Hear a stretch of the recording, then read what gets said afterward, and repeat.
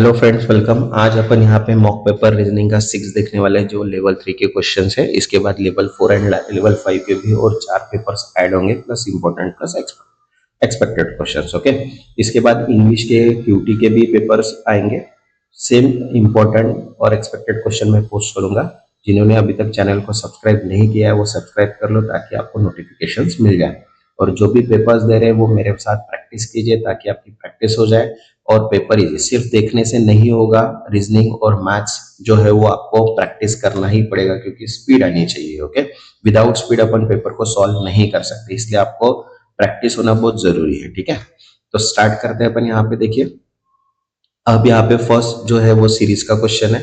तो सीरीज में 3, 7, 15, 31 दिया है। ओके, तो यहाँ पे देखो 3, 7, 15, 31। तो यहाँ पे अगर डिफरेंस देखा जाए तो यहाँ पे 2 into 1 का ही डिफरेंस है। देखो 3 into 2 6, 6 plus 1 7, 7 into 2 14, 14 plus 1 15, 15 into 2 30, 30 plus 1। तो यहाँ पे जो नेक्स्ट आएगा वो क्या आएगा अभी 31 प्लस इंटू 2 मतलब 62, 62 प्लस 1 63 का करेक्ट आंसर क्या आएगा यहाँ पे 63। ओके, नेक्स्ट अब यहाँ पे सीरीज दी है 1 1 2 3 5 8। तो देखो यहाँ पे अब ये सीरीज जो है ये सीरीज समझ में आनी चाहिए अपने को। ओके, तो ये जो सीरीज है ये है फिबोनाची सीरीज। फिबोनाची सीरीज मतलब क्या होता है कि स्टार्टिंग अपने को दो नंबर्स रहते हैं 0 1। ओके, उन दोनों की एडिशन करके 1 आता है। फिर 1 प्लस 1 अगर करेंगे यहाँ पे तो यहाँ पे आएगा 2। ओके, फिर 1 प्लस 2 करेंगे तो 3, 2 प्लस 3 करेंगे तो 5, और 5 प्लस 3 करेंगे तो 8, एंड 8 प्लस 5 करेंगे तो 13। तो नेक्स्ट जो आएगा वो क्या आएगा 13, इसलिए करेक्ट आंसर क्या है 13। ओके, नेक्स्ट है third, what is the next number in the series. अब यहाँ पे सीरीज का नेक्स्ट नंबर क्या है वो अपने को बताना है। ओके, तो यहाँ पे देखो 10 है, 96 है, 89 है, 7 है। तो इनडायरेक्टली यहाँ पे समझ में आ रहा है कि यहाँ पे माइनस में जा रही वैल्यू, बराबर है। तो अब देखते हैं कौन सी वैल्यू माइनस। तो यहाँ पे पहले 4 की वैल्यू माइनस में है, फिर 7 है, बराबर है, फिर 10 है, मतलब इनडायरेक्टली क्या हो रहा है वैल्यू 3 3 से माइनस में जा रही है। तो यहाँ पे कितना आएगा 30। तो 79 माइनस 13 मतलब कितना आएगा 66। इसका जो आंसर है वो कितना आएगा 66 आएगा। यहाँ पे रॉन्ग ये हुआ है लेकिन इसका आंसर कितना आएगा 66। Okay, next fourth, if x is sister of y and y is father of z, what is the relationship between x z। तो देखो अब x is a sister of y बोला है कि x जो है वो सिस्टर है, बराबर है, and y is a father of z, y जो है वो z का क्या है फादर है। तो indirectly what is the relationship between x z। तो x और z जो है वो क्या है, x जो है वो z की आंट है, इसके करेक्ट आंसर क्या आएगा aunt. Next fifth, if A is the son of B and C is the sister of B, how is A related to C। देखो अब बोला है कि A जो है वो B का सन है, बराबर है, मतलब B एक तो मदर हो सकती है या फिर फादर हो सकती है, फादर हो सकता है। अब C is the sister of B, C जो है वो B की सिस्टर है, बराबर है। तो how is A related to C। तो A C का कौन हो गया नेप्यू, इसलिए आंसर क्या आ गया यहाँ पे nephew. Next 6, if P is the mother of Q, P क्या है is the mother of Q and R is the father of Q, R क्या है father, what is the relationship between R to P। अब देखो यहाँ पे P कौन है, मदर है किसकी Q की, and then R is the father of Q, मतलब इनडायरेक्टली R जो हो गया वो P का कौन हो गया हस्बैंड हो गया। Then what is relationship between the R to P, तो R to P कौन हो गया हस्बैंड, इसलिए करेक्ट आंसर क्या है हस्बैंड। नेक्स्ट सेवंथ एनालॉजी के क्वेश्चन है, author is used to is related to book, then painter is related to canvas, canvas में पेंटिंग करते हैं अपन। Okay, next 8, farmer is related to harvest, then teacher is related to education. Okay, next अब यहाँ पे coding decoding के questions है। Then अब बोला है कि 9th में train is return as VQDKR, then cross is coded as. देखो अब ट्रेन का मॉडल देखो क्या बना है, यहाँ पे पैटर्न सबसे पहले समझ में आता है, VQDKR क्यू दिया है। तो देखो यहाँ पे +2 है, -1 है, +3 है, +2 है, +4 है। तो इनडायरेक्टली यहाँ पे भी सेम पैटर्न अगर क्रिएट करते हैं अपन तो सी के लिए ई आएगा, आर के लिए क्यू आएगा, ओ के लिए आर आएगा, एस के लिए यू आएगा, एस के लिए डब्ल्यू। मतलब जो यहाँ पे ये जो पैटर्न क्रिएट हुआ है, सेम पैटर्न अगर यहाँ पे बनाते हैं तो अपना आंसर क्या होता है, मिल जाता है। ओके,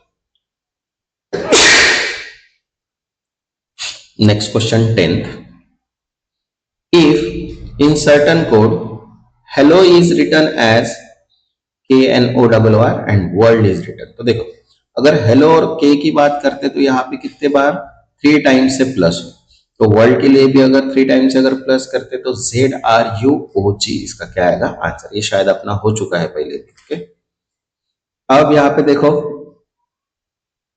क्या बोला है कि 11 क्वेश्चन है अपना, a plus B means a is not equal to b और a mod b means a is equal to b।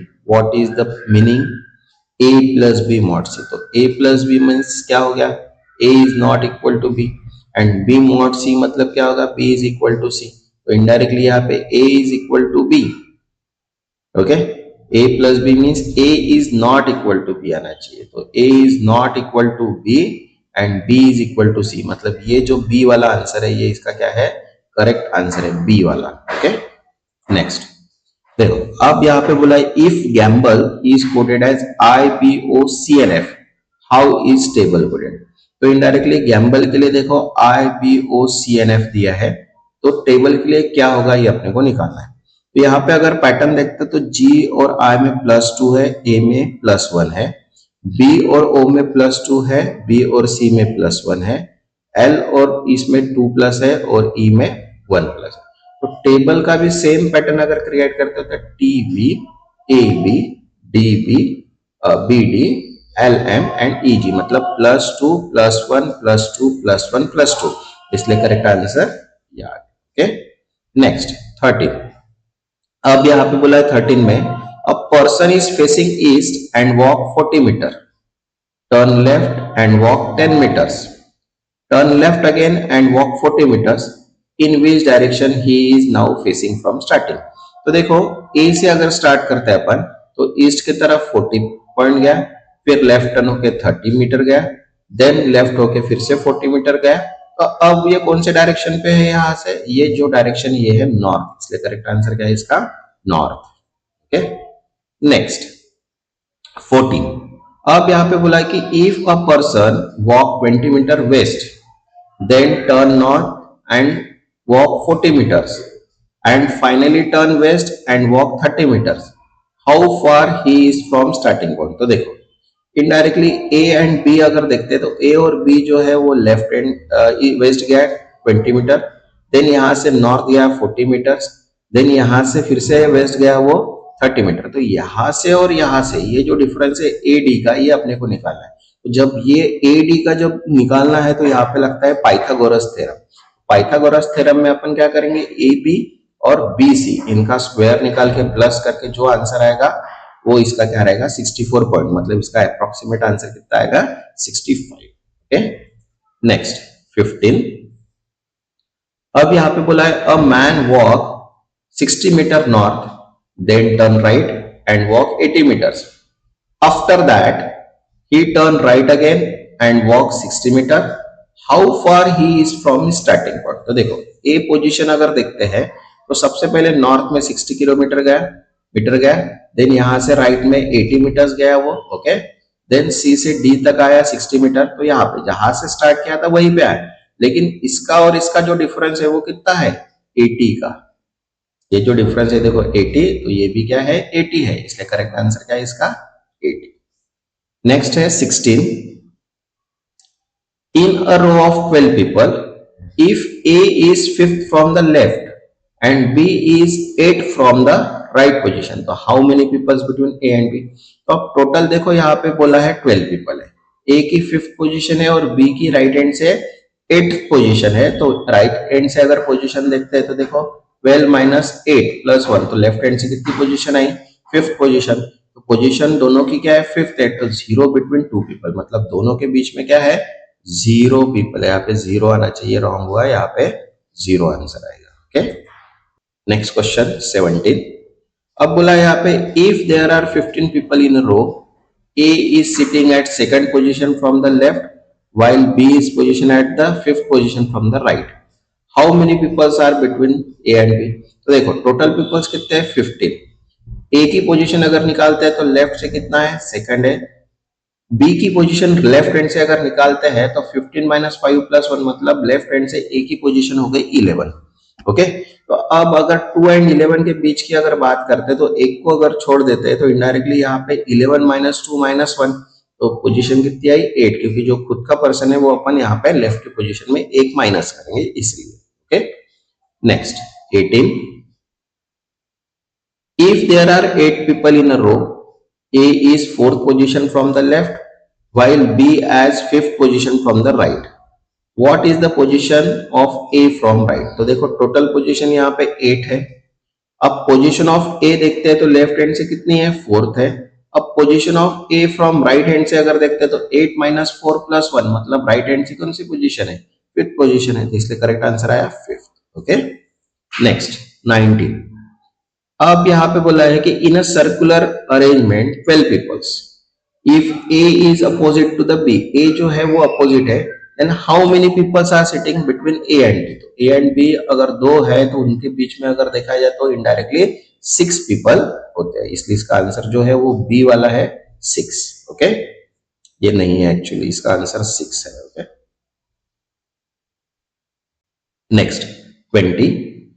In a row of 14 chairs, if C is sitting third from the left and D is sitting seventh from the right, how many chairs are between C and D? तो C की position left hand से third है, D की position right hand से 7 है, तो अगर left से अगर D की पोजीशन निकालते हैं तो 14 माइनस 7 प्लस 1 मतलब 8 निकल गए. अब चेयर देखते हैं तो 8 माइनस 3 माइनस 1 मतलब इनडायरेक्टली 4. तो करेक्ट आंसर क्या है, सी एंड डी के बीच में कितनी चेयर्स है 4. तो ये जो थर्ड आंसर है सी वाला, ये इसका करेक्ट आंसर है. ये जो आंसर है ये नहीं है. नेक्स्ट 21. अब यहाँ पे बोला है कि इफ ए इज सीटेड, क्या बोला है, if A is seated immediate left of B in a circular arrangement of 10 people, what is the position of B from A. तो इनडायरेक्टली ए अगर लेफ्ट में है तो डायरेक्टली एक ही पोजीशन है, तो आंसर इज 1. Okay, next 22. अब यहाँ पे बोला है कि P plus Q means P is older than Q and Q multiply Q means P is younger than Q. तो यहाँ पे अभी स्टेटमेंट निकालना है P plus Q plus R. तो देखो P प्लस मीन्स क्या है, P इज ग्रेटर, क्योंकि P इज ओल्डर है मतलब वो ग्रेटर देन Q है, और Q मल्टीप्लाई R मतलब इज यंगर है मतलब इज लेस देन R. तो P greater than Q and Q less than R. Okay, next 23. If A and B means A is equal to B, A at the rate means A is not equal to B, what does A and B at the rate C?